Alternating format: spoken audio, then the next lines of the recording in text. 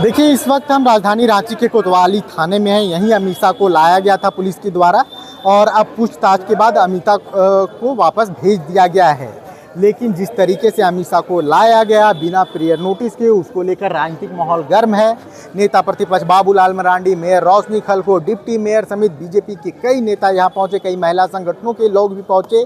इसके बाद आरोप लगाया जा रहा है कि पुलिस राज्य सरकार के दबाव में आकर छात्र आंदोलन को कुचलने के लिए, दबाव बनाने के लिए इस तरह की षड्यंत्र रच रही है।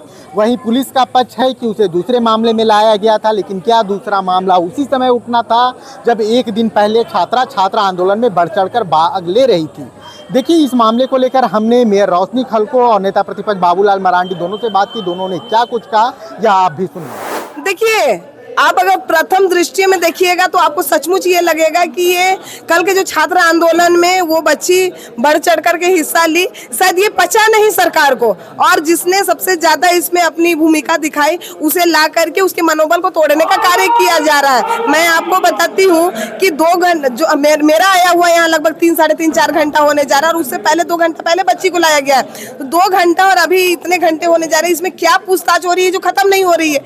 और मेरा कहना ये है कि अगर कोई मामला था पहले से, आपको ऐसा लगता है ये मामला नहीं है, कोई और मामला है, तो क्यों नहीं बच्ची को नोटिस दिया गया?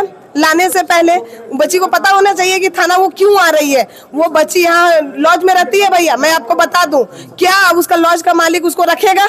कौन लेगी इसकी जिम्मेदारी कि उतनी सारे पुलिस जाकर के उसे उठा करके ले आते हैं?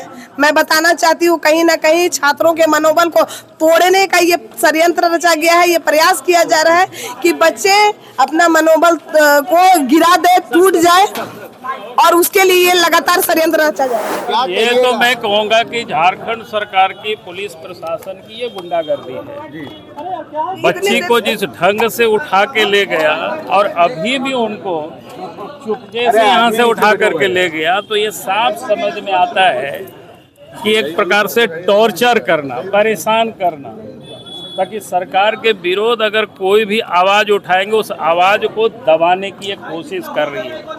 लेकिन शायद ये सरकार को ये पता नहीं है कि आप जितनी भी आवाज़ को दबाने की कोशिश करेंगे, आवाज़ उतनी ही मुखर होगी और मजबूती के साथ होगी।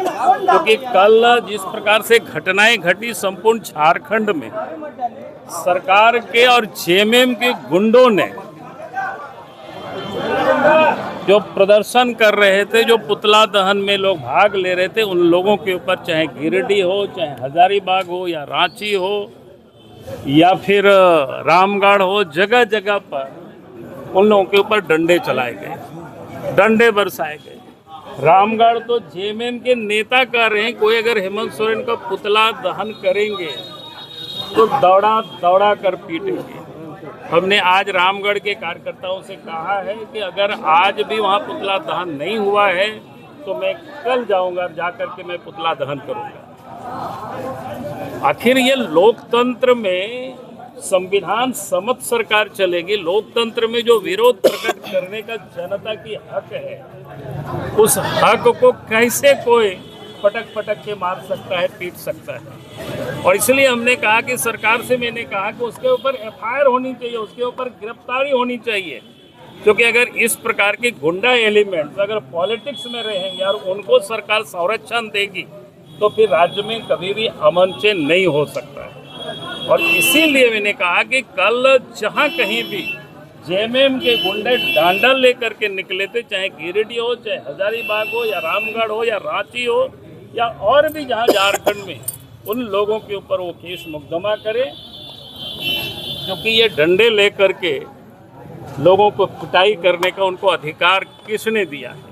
सर, अभी ये जो अंदर लड़की थी जिसको पकड़ा गया था, तो वो मतलब क्यों लाया गया था, क्या समझ में? अभी ये नहीं पता आप है। सबसे पहले इन लोग से पूछिए, इन लोग से पूछिए कि आखिर बच्ची को कहाँ लेके गए। और अगर अगर अगर अगर ये लोग कह रहे हैं ये बात को कि हम बच्ची को घर पहुँचा दिए हैं, तो बच्ची कहाँ है, किसके निगरानी में घर में पहुँची है, वो देखना चाहिए। मुझे तो बिल्कुल समझ में आया कि कल परसों जो आंदोलन हुआ छात्रों के, नौजवानों के, तो उनके ऊपर अगर कोई किसी प्रकार के केस हो, उनको उठा के लाना ताकि उनके ऊपर में प्रेशर डालना, भय पैदा करना ताकि वो कोई आंदोलन नहीं कर सके, कोई आवाज़ नहीं उठा सके, और कुछ नहीं था।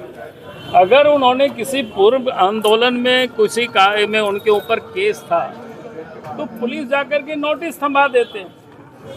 नोटिस में अगर शामिल नहीं होते तो फिर जो होता है वारंट होता है, बाकी होता है, ये सारी चीज़ें होती।